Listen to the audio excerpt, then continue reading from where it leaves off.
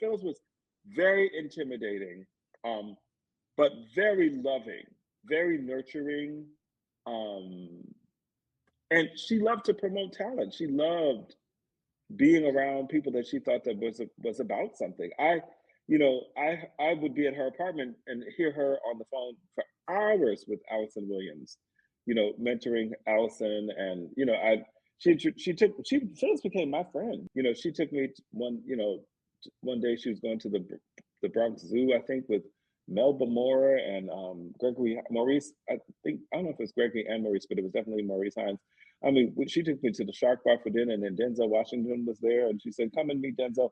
I mean, I just started hanging out with her, and just wherever she was going, she said, "Come with me to meet people." She really took me in like an aunt, and just come and meet these people and Yeah. learn how to conduct yourself, Mhm. amongst people. She was amazing. Yeah. What did you learn most from being around her for the years and the time that you got to spend with her? I learned so much. I mean,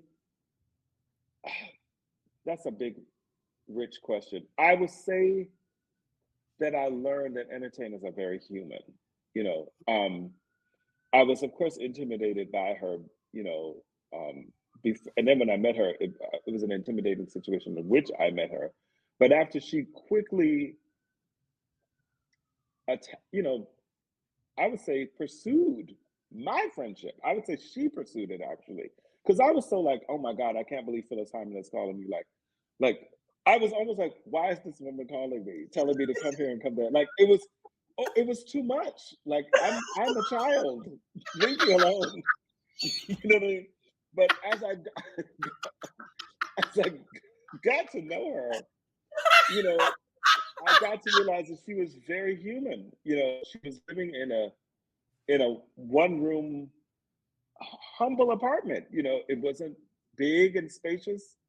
Um, I would hang out with her and go to her gigs with her, and she would talk really candidly about, having, to pay the overhead or pay the band, and and she would talk about. She didn't really talk to me so much, I don't think, about her depression. She would say things like, I haven't been out to bed in 9 days. She said, or when you coming out, when you coming back here, because I haven't left the house, in days. Or, when I'd come there, I always hated to leave. Like whenever I would go to visit and say, okay, I gotta go. Where are you going? Where are you going? I gotta meet my friends. Bring those friends over here. I'll order some food or I'll cook. Was Oh, there was a loneliness that yeah. I didn't realize until, of course, after she passed. I realized that she was lonely.